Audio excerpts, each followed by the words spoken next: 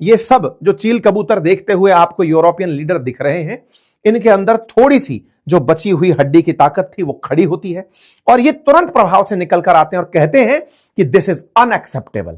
अगर आप हमें टैरिफ से डरा रहे हैं, दिस इज अनएक्सेप्टेबल। चलो फाइनली किसी के अंदर तो इतना बूता हुआ कि वो अमेरिका के टैरिफ के ऊपर अनएक्सेप्टेबल कह पाया, और एक नहीं, एक साथ यूरोप के 8 देश निकल कर आए और उन्होंने साफ कहा कि डोनाल्ड ट्रंप, आप अगर टैरिफ से हमें धमका रहे हैं तो हम नहीं धमकने वाले, और हां, ग्रीनलैंड की संप्रभुता के लिए, सॉवरेनिटी के लिए हम अब आपके सामने खड़े होंगे। यह जो स्थिति बनकर आई है, इसका इंतजार बहुत समय से हो रहा था। पहले रीढ़ की हड्डी रूस में तलाशी जा रही थी कि वेनेजुएला के संकट के बाद रशिया वालों तुम वेनेजुएला के लिए आकर खड़े होंगे, नहीं हो पाए। ईरान के लिए तलाशी जा रही थी चाइना से कि भैया तुम $400 बिलियन की डील कर कर बैठे हो। आज ईरान के अंदर सत्ता परिवर्तन के लिए वो तुम्हें याद कर रहा है कि आओ और हमें बचाओ, तुम निकल कर नहीं आए। अब तीसरी जात जो निकल कर आ रही है वो इसके लिए कि ग्रीनलैंड के लिए तो कम से कम यूरोपियन देशों निकल कर आओ। इनकी मजाक बनना शुरू हुई थी जब इन्होंने चंद मुट्ठी भर सैनिक भेजे, कहते हुए कि डेनमार्क की रिक्वेस्ट पर भेज रहे हैं। ये तो मजाक खेल रहे थे, ट्रंप ने सीरियसली लेते हुए इनको भी 10% टैरिफ से जब टिका दिया तो इनके अंदर का बचा हुआ स्वाभिमान बाहर निकल कर आया कि अरे ये तो हमारे साथ बेइज्जती हो गई, और बेइज्जती हो गई है तो अब तो हम इसके खिलाफ नहीं बोले तो लोग इतिहास में ये भूल भी जाएंगे कि कभी विश्व की ताकत ब्रिटेन और फ्रांस हुआ करते थे। इन सब के अंदर की निकली हड्डी वापस बाहर आई। ईयू के एम्बेसडर्स मिले और सबने मिलकर के एकजुट होकर के ट्रंप के खिलाफ मोर्चा खोल दिया कि आप अगर टैरिफ खेलना चाहते हो तो अब डेनमार्क की सुरक्षा और ग्रीनलैंड की सुरक्षा के लिए सब साथ खड़े हैं। आइए इस पूरी साथ की गणित को एक कल से लेकर आज तक में जो घटा है वो मैं आपके सामने लिए चलता हूं। ये है ग्रीनलैंड के अंदर वो ग्रीनलैंडर्स जो प्रदर्शन कर रहे हैं इस बात का अमेरिका के सामने, अमेरिका के जो सैन्य ठिकाने हैं उनके सामने, कि ग्रीनलैंड बिकाऊ नहीं है, ये हमारा क्षेत्र है। ग्रीनलैंड के अंदर लोग रहते हैं, ये तस्वीरों से आज आपको दिख जाएगा। और शायद ये जो जनता यहां पर दिख रही है ये लगभग 1/4 आबादी है ग्रीनलैंड के लोगों की, जो यूएस के जो सैन्य ठिकाने हैं उनके बाहर प्रदर्शन कर रही है। खुद प्रधानमंत्री जो ग्रीनलैंड के हैं वो निकलकर यहां प्रदर्शन कर रहे हैं। हमने ग्रीनलैंड पर अपडेटेड जानकारियां लगातार आपको हमारे एक और अन्य यूट्यूब चैनल अपनी पाठशाला पर दी है। सामान्यतया ऐसा होता है कि जब घटनाएं बन रही होती हैं, पक रही होती हैं, बहुत ही नेसेंट फेज में होती हैं, तो उन्हें मैं अपनी पाठशाला पर लेकर चल रहा होता हूं, और जब वो बहुत बड़ी बन जाती हैं उन्हें मैं फिर आपके सामने अंकित इंस्पायर इंडिया पर ले आता हूं। तो अगर समय मिले तो आप उस चैनल को सब्सक्राइब कर सकते हैं, क्योंकि उसके अंदर जो भी धीरे धीरे परिपक्वता की तरफ घटनाएं घटित हो रही होती हैं। वेनेजुएला भी लंबे समय से हम कवर करते आ रहे थे, जब घटित हुआ तब यहां लेकर आए। ऐसे ही ग्रीनलैंड भी वहां पर लंबे समय से लेते आ रहे थे, अब जब कुछ बना है मसालेदार चीज तो हम यहां पर आपके सामने लेकर आए। ये प्रधानमंत्री हैं, इनके बारे में मैं बता चुका हूं। ग्रीनलैंड एक ऑटोनोमस क्षेत्र की तरह बिहेव करता है, किंगडम ऑफ डेनमार्क के अधीन, जिसने इन्होंने कह रखा है कि डेनमार्क हमारे फेट को डिसाइड करेगा, लेकिन इन जनता की जो सामान्य जरूरतें हैं एक राज्य के मुख्यमंत्री की तरह ग्रीनलैंड के अंदर वो प्रधानमंत्री करता है। ठीक है साहब, यहां पर आपको ये दिखाई दे रहे हैं जनता को पूरी तरह से भाषण देते हुए ग्रीनलैंड की राजधानी न्यूक के अंदर सब भीड़ के अंदर लेकर खड़े और ट्रंप का विरोध करने जुटे हुए हैं। ये जो आबादी आप यहां पर देख रहे हैं ये ग्रीनलैंड की कुल आबादी का 1/4 है जो इस समय सड़कों पर प्रदर्शन करने के लिए आया हुआ है, और ये पूरी तरह से जो अमेरिकन कॉन्सुलेट है ग्रीनलैंड के अंदर वहां पर प्रदर्शन कर रहा है। यहां पर आप भीड़ तस्वीरों में देख सकते हैं, और ग्रीनलैंड में बसावट है इसे भी आप देख सकते हैं कि किस तरह से यहां पर लोग रहते हैं। चारों तरफ बर्फ है और उस बर्फ पर भी जाकर लोग रह रहे हैं। और तो और यहां पर प्रोटेस्ट करने वालों में एक बच्चा भी प्रोटेस्ट करने आया जो अपने जीवन का फर्स्ट प्रोटेस्ट कर रहा था। जितनी आबादी फिलहाल के लिए आपको यहां दिख रही है ये ग्रीनलैंड की कुल आबादी का 1/4 है। आंकड़ों के अनुसार 57,000 लोग ही यहां पर निवास करते हैं, और उनमें से अगर 15,000 के आसपास भी लोग यहां पर एकत्रित हुए हैं तो यह बड़ा नंबर कंसीडर किया जा रहा है। ऐसी स्थिति में इन प्रदर्शनकारियों का यूएस कॉन्सुलेट के बाहर प्रदर्शन केवल इस बात के लिए हो रहा है कि ग्रीनलैंड बिकाऊ नहीं है, हम आपके साथ नहीं जाना चाहते डोनाल्ड ट्रंप, हम डेनमार्क के साथ हैं। अब डेनमार्क ने क्या किया? डेनमार्क ने भी ठीक इसी तरह से कोपेनहेगन जो राजधानी है वहां पर लोग खड़े हुए और उन्होंने प्रदर्शन किया। पिछले सेशन में मैंने बताया था कि बड़ी मात्रा में बुजुर्ग आबादी आकर बाहर आई थी प्रदर्शन करने।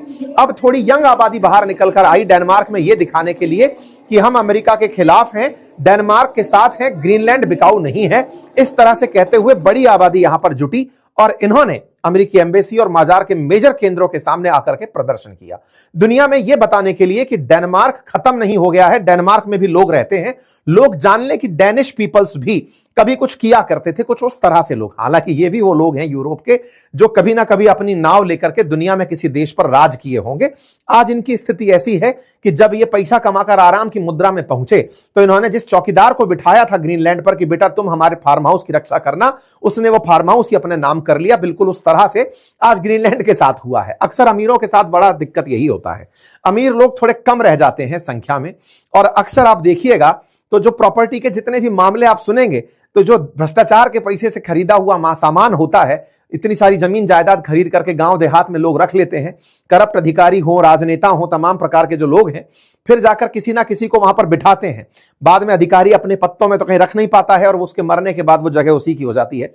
आज डेनमार्क के हालात भी ऐसे हैं। कभी इन्होंने दुनिया पर राज करके ग्रीनलैंड जैसी जगह पर, जहां पर इंसान का निवास नहीं था, उस पूरे आइलैंड पर कब्जा कर लिया था। आज उस जगह पर इन्होंने जो चौकीदार बिठाया था वो अमेरिका था। वो जाकर के सेकेंड वर्ल्ड वॉर के समय ही अपनी दुकान जमा दिया था कि सुनो ये जगह बहुत कीमती है, रशिया वाले इसी क्षेत्र से आकर हमला करेंगे, वर्ल्ड वॉर 2 के अंदर इसकी काफी ज्यादा इंपॉर्टेंस रहेगी। उस जगह पर तब से बैठा अमेरिका इनकी सबकी बढ़िया से कमजोरी समझ गया कि सुनो तुम हमारे बिना कुछ नहीं हो। इंटरेस्टिंग है, सीवर्ड जिसके बारे में हम बात करते हैं, जिसने अलास्का कभी रशिया से खरीदा था, उस व्यक्ति ने पहले भी ग्रीनलैंड खरीदने के लिए डेनमार्क से कहा था कि यार इसे अमेरिका को दे दो। ट्रंप यही बोल रहे हैं कि पिछले 150 साल से हम डेनमार्क से ग्रीनलैंड मांग रहे हैं, ये लोग दे नहीं रहे हैं, अब हमको कुछ ना कुछ करके ग्रीनलैंड लेना होगा। बहुत हुआ, हम ही चौकीदारी कर रहे हैं तब से, अब हम तुम्हारी ताकत भी देख लिए साहब, तुम्हारे पास कुछ नहीं है, हम इसको लेंगे। खैर पड़ोसी आकर के कह रहे हैं कि नहीं बचाओ भाई इसकी टेरिटरी को, अदरवाइज हमारी बहुत सी टेरिटरी अमेरिका जाकर गबन कर लेगा। इस चक्कर में यूरोप के सारे देश लदे फिर रहे हैं। खैर इस पूरी कहानी को ताजा ताजा हवा कहां से मिली, कहां से शुरू हुआ और वेनेजुएला कहां गायब हो गया? आप में से बहुत सारे लोग तो शायद अब फॉलो करना भी भूल गए होंगे कि मादुरो के साथ हो क्या रहा है, वेनेजुएला के अंदर अपडेट क्या है। हां, हमारे ट्विटर हैंडल जिसका अक्सर हम जिक्र करते हैं, जिसका लिंक मैं कमेंट बॉक्स में भी पिन कर रहा हूं, उस ट्विटर हैंडल पर मैं आपको लगातार अपडेट देता रहता हूं। ताजा अपडेट मैंने दिया था कि जो यहां पर विपक्ष की नेता थी वेनेजुएला की, वो ट्रंप के पास पहुंच करके अपना नोबेल पीस पुरस्कार खुद हैंडओवर कर देती है। सर ये रखिए, आपने बढ़िया शांति ले आई है। लेकिन नोबेल पीस कमेटी बोली कि सुनिए, आप हमारा जो अवार्ड है ना वो दे सकती हैं, पीस पुरस्कार अभी भी आप ही के नाम पर था। लेकिन वो मैडम तो दाव चली थी कि ट्रंप हमें घर भिजवाओ वापस ताकि हम चुनाव लड़ें और वहां के राष्ट्रपति बने। खैर जो भी है, उस दौरान जब ये चल रहा था वेनेजुएला का खेला, उस समय पर एक कैटल मिनर करके महिला है, उन्होंने वेनेजुएला के समय पर ही, जब दुनिया वेनेजुएला वेनेजुएला कर रही थी, उन्होंने एक ट्वीट कर दिया था और एक तस्वीर ग्रीनलैंड की लगाकर उस पर अमेरिकी झंडा फहराकर सून लिख दिया था। दुनिया वेनेजुएला की चर्चा में थी, इन्होंने सून लिखा था उस समय। और ये महिला कौन थी? तो ट्रंप के एक एडवाइजर हैं, उनकी धर्मपत्नी है। और उन्होंने जैसे ही ये मैसेज किया, उसके बाद चर्चा इधर शिफ्ट हो गई थी। और मैं आपको बताऊं, उस दौरान हमने आपके सामने जब सेशन किया था, ये वो एडवाइजर हैं और इनकी ही बीवी ने इस तरह का ट्वीट किया था। इस समय 5 जनवरी को, देखिए ये 4 जनवरी का ट्वीट था, 6 जनवरी को तो सुर्खियां बन गई थी, 5 जनवरी को अपनी पाठशाला पर हमने सेशन किया था।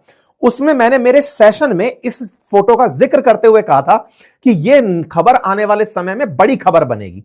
हमने इस खबर का जिक्र जब किया था, ये हमारा ऑडियो क्लिप है, और उसमें मैंने आपसे ये कहा था कि ये आने वाले समय में इस जगह को अगला टारगेट बनाएंगे। ये मेरे सेशन का अंदर का फुटेज है जो मैंने आप लोगों के सामने जस्ट एन एविडेंस रखा है कि ये खबर पकना कहां से शुरू हुई। और उसके बाद में ट्रंप ग्रीनलैंड के ऊपर पूरी तरह फोकस हो गए।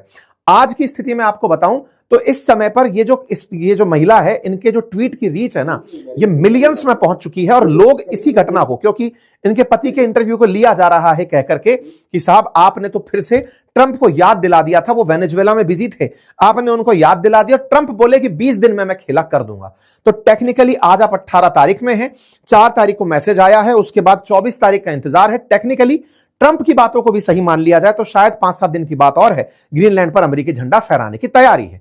लेकिन इस बीच में यूरोपियंस को याद आया कि हम ताली बजाने गए थे वेनेजुएला के लिए, ये तो हमारे घर में आदमी आ गया है। ऐसे में इसको बचाने के लिए ब्रिटेन, फ्रांस, जर्मनी सब साथ आए। ये भी अपनी पाठशाला का सेशन है, मैंने उस पर 2 दिन बाद ये किया था। जो हमारे साथी वहां जुड़े हुए हैं उन्हें ये जानकारी होगी। अंकित इंस्पायर इंडिया पर ग्रीनलैंड हमने काफी दिनों से डिस्कस नहीं किया है। एनीवे, फिर भी मैं आपको अपडेट देता चल रहा हूं। उसके बाद ये होता है कि जैसे ही ये खबर बाहर आती है, ये सब लोग एक साथ निकल कर आते हैं और कहते हैं कि यार सुनो, ग्रीनलैंड खुद नाटो का हिस्सा है, डेनमार्क नाटो का हिस्सा है, यूरोप पूरा की पूरा नाटो के अंदर मेजरली एग्री है। 32 देश हैं जिन्होंने कस्में खाई हैं कि हम पर अगर कोई हमला होगा सब मिलकर उसके खिलाफ लड़ेंगे, लेकिन हमारा ही कोई साथी हमें खाने आ जाएगा तो उसका हम क्या करेंगे। तो ऐसे में ये सब लोग इकट्ठा होना शुरू होते हैं और बार बार ट्रंप को याद दिलाते हैं कि सर देखिए, आपसे तो आपको चिंता किस बात की है कि चाइना और रशिया आकर डेनमार्क खा जाएगा या फिर ग्रीनलैंड पर कब्जा कर लेगा? सर हम तो सब नाटो कंट्री है ना, हम एकजुट होकर चलते हैं ना उसकी हिफाजत करने।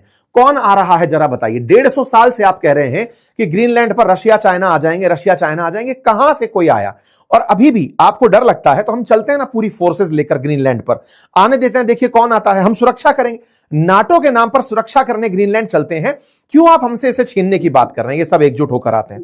ट्रंप को यह बात मैनेज नहीं होती है। ट्रंप कहते हैं कि सुनो बहुत हुआ, अगर कोई भी कंट्री मुझे ग्रीनलैंड लेने में बाधा पैदा करेगा, मैंने एक नया हथियार ढूंढ लिया जिसका नाम है टैरिफ, मैं टैरिफ लगा दूंगा। ये परसों ये बात बोलते हैं, ये बेचारे अवाक रह जाते हैं कि हैं हम पर भी टैरिफ लगा दोगे, हम तो आपके हर समय साथ थे। ये वो वाली बात है कि भाई भस्मासुर बना दिया है तुमने उसको। अब ऐसे में यहां पर यह आदमी सबकी सब परेशान कि हम लोग तो साथ आए थे यूक्रेन में, हम लोग साथ आए मादुरो के केस में, भारत के केस में, चाइना के केस में, हर बार तो हम आकर ट्रंप तुम्हारे साथ खड़े रहे, तुम हम पर ही लपेट दिए।